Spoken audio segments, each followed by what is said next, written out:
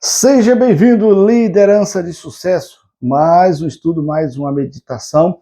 Vamos finalizar então aqui a história da reconstrução dos muros de Jerusalém. Neemias, capítulo de número 6, versículo 15, até o versículo 4 do capítulo 7. Por que eu vou terminar? Porque o meu propósito, meu desejo era mostrar para cada um de vocês que Neemias foi chamado por Deus para cumprir uma missão. E a missão dele era reconstruir as muralhas. Nós vimos aí um papel da liderança, como o líder age, nós vimos aí como o homem de Deus faz para poder exercer aquilo que Deus o confiou. E Neemias aqui, após 142 anos, aí você imagina, depois de 142 anos, que os muros tinham sido destruídos, porque os muros foram destruídos ali, e as muralhas, né, as portas, aliás, e as muralhas, no ano 586 antes de Cristo. E no ano 144, aliás, 444, Neemias veio reconstruir então as muralhas, ou seja, 142 anos que os muros estavam nessa situação. Ninguém aparece para fazer. Neemias finalmente vem, e nós vimos aí, você pode assistir todos os vídeos, capítulo 1, 2, 3, 4, 5, e também a primeira parte do capítulo 6, e agora nós vamos ver o término da construção do muro. Então, o tema da palavra de hoje é o término da construção do muro. Então, finalmente, essa grande obra, que para Neemias nós vimos aí no estudo passado, que era uma grande obra que ele estava fazendo. E no capítulo 6, versículo 15, presta atenção, nós vamos ver grandes lições hoje. Nós vamos ver que o líder não para enquanto ele não termina, mas depois que ele termina, ele vai fazer algumas coisas muito interessantes. É bom nós observarmos que Neemias, nessa trajetória toda dele, ele formou líderes.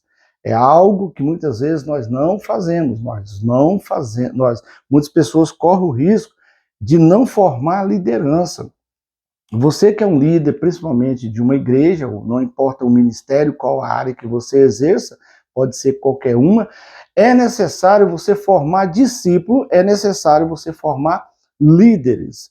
Só para você ter uma ideia, para quem está estudando comigo, né, nesse período que eu estou gravando esse vídeo, nós estamos fazendo um estudo sobre visão panorâmica da Bíblia, e eu passei para os alunos o seguinte, que Moisés, ele terminou o seu mandato ali, mas ele deixou o quê? O seu sucessor. Ele formou um discípulo, que foi Josué.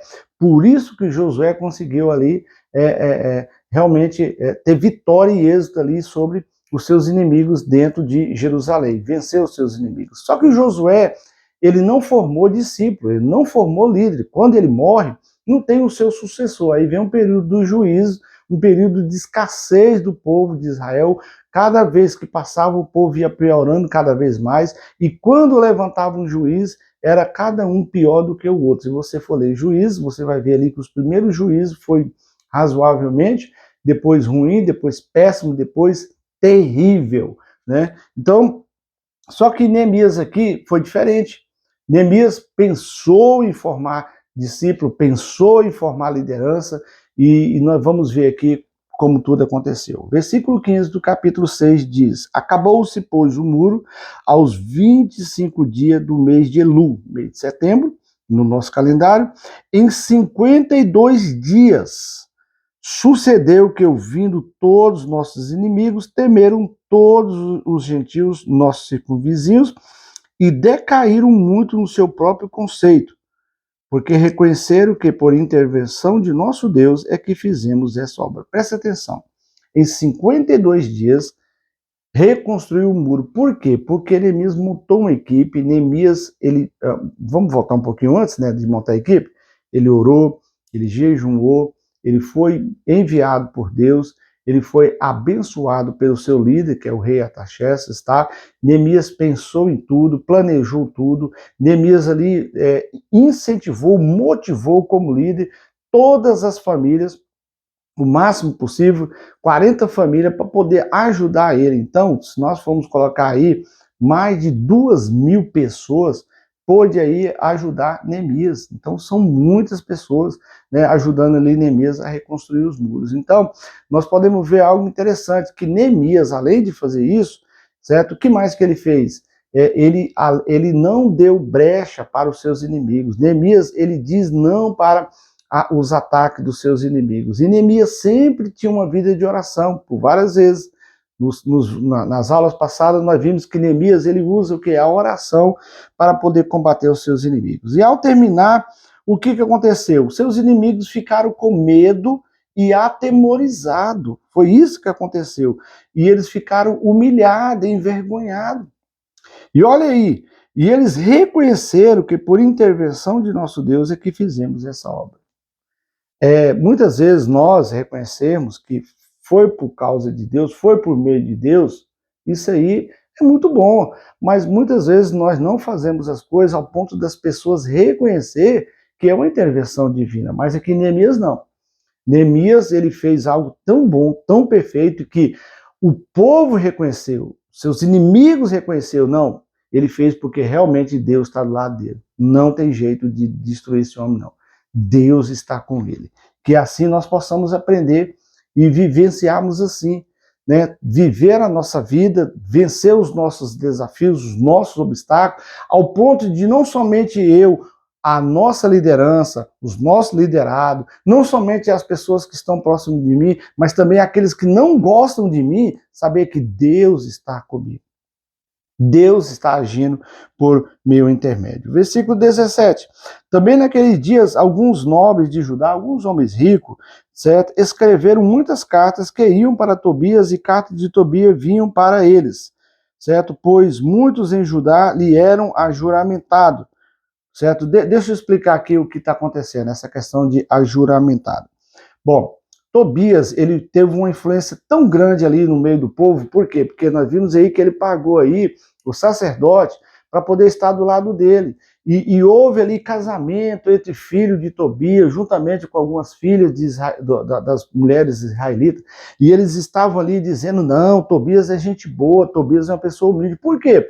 Porque Tobias favorecia eles financeiramente, os magistrados. Quem são os magistrados? Os ricos, os nobres, né?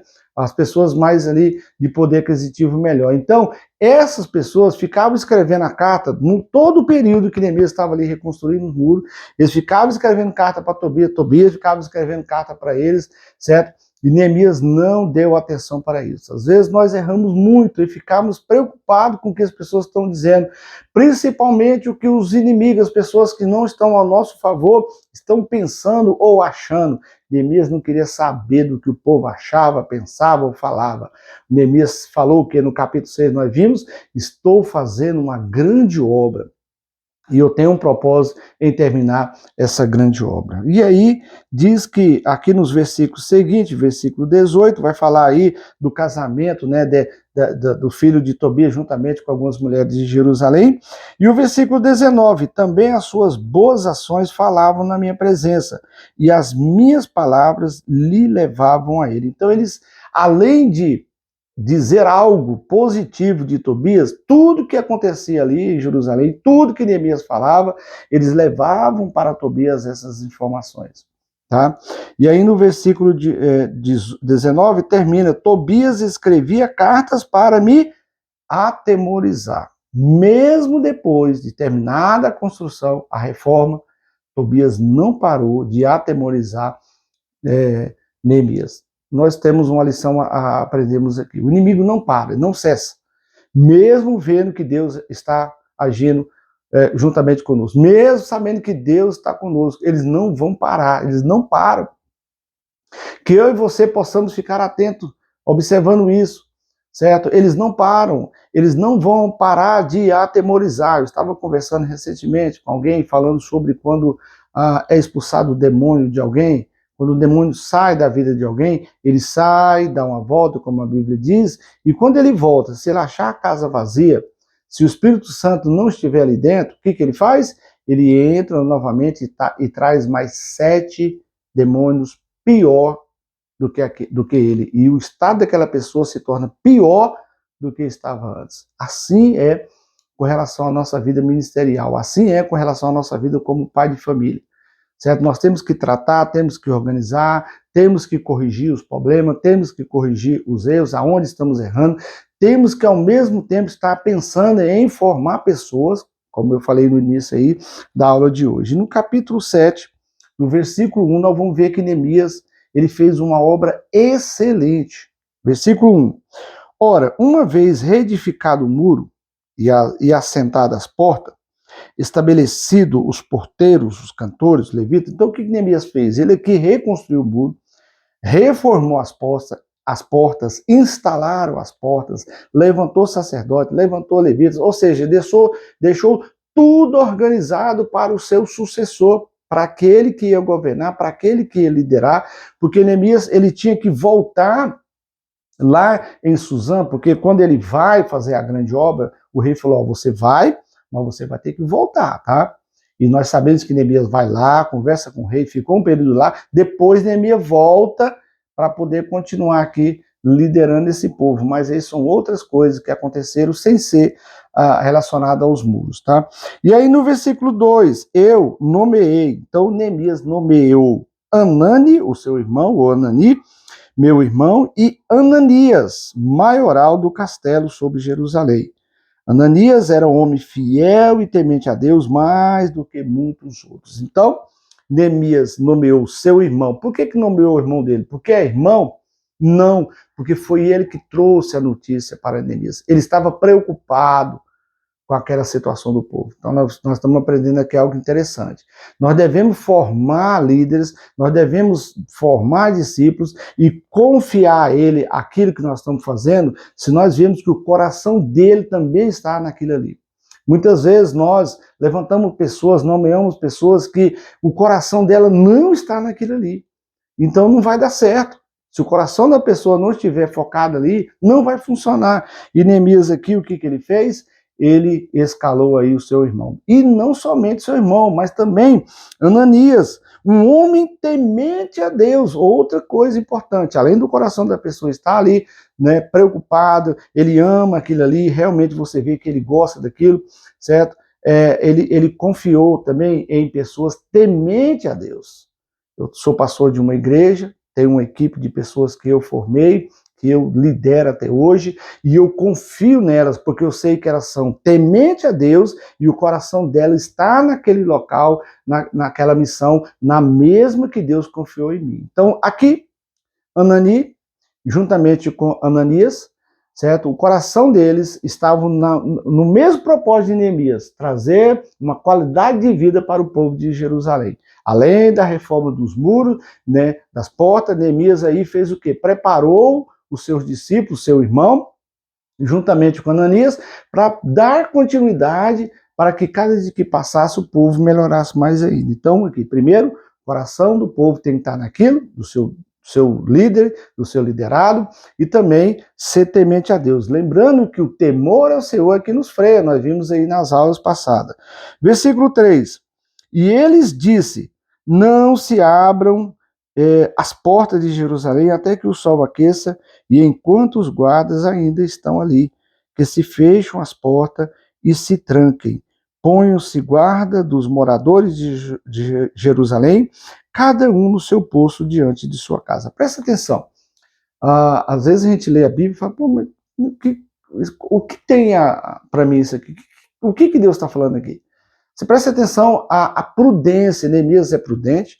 Neemias, ele fica atento para não agir como nécio, para não agir como um insensato. Neemias aqui está tendo o que? Sensibilidade. O que Neemias falou? Olha, gente, vocês abram as portas mais tarde um pouquinho e fechem as portas mais cedo um pouquinho. Para quê? Enquanto os guardas, enquanto os vigias estiverem ali, aí você abre. Eles estão lá, aí vocês fecham. Isso chama-se o quê? Prudência. Chama-se prudência, nós devemos ser prudentes com relação às coisas. Não é porque agora tem os muros, não é porque agora está, né, vivendo, né, bem que nós vamos ser precipitados, não. Agimos de qualquer forma também não. E o versículo 4 ele encerra dizendo assim, a cidade era espaçosa e grande, mas havia pouca gente nela, e as casas não estavam edificadas ainda. Bom, eles reconstruíram o templo, né, você pode ver depois em Esdras, reconstruindo o templo, e agora reconstruir os muros e as portas, agora vai fazer um trabalho o quê? Das casas, tá? Eles vão fazer aí o trabalho das casas. E nós vamos ver Que Neemias aqui, né, você pode ver depois, que Neemias aqui ele teve grande sucesso. O final do ministério de Neemias aqui foi com isso. Então nós aprendemos aqui no final, né, no final de tudo, quando do término da construção aqui, da reforma dos muros e das portas, que Neemias programou, planejou e deixou sucessor. E eu pergunto para você hoje, quem é seu discípulo? Quem você está formando? Você que já é um líder de uma empresa, você está preparando pessoas, você está formando pessoas. Você que é um pastor na igreja, você está formando pessoas. Eu sou uma pessoa que eu sou fruto de um líder de jovem. Uma das pessoas que me discipulou, ele era líder de jovem e ele me treinou, me preparou ali durante 2 anos para eu estar substituindo ele. Após 2 anos, ele foi pastorear, ele estava fazendo seminário, foi pastorear e eu fui o substituto dele. E assim vai desenvolvendo a obra do Senhor. Forma a pessoa, forma a pessoa. É o líder que qualifica os seus liderados. Outra coisa, para você que às vezes está assistindo falando, oh, eu não sou líder de igreja, não é mais bom, você é pai, você é mãe, a responsabilidade nossa é formar os nossos filhos. Os filhos são reflexos dos pais.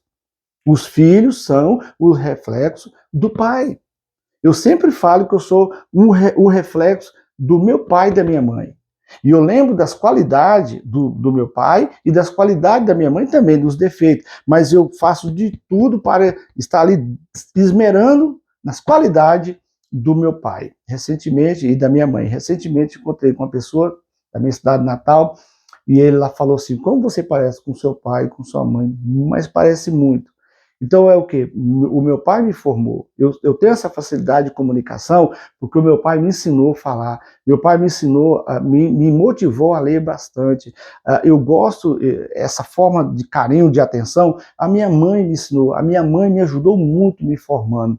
Então eu pergunto para você, você que é pai, você que é mãe, você tem formado os seus filhos bem formados? Você que é líder em algum ministério na igreja, você tem formado? Certo? Você que é líder onde você trabalha, você tem formado, você tem se qualificado.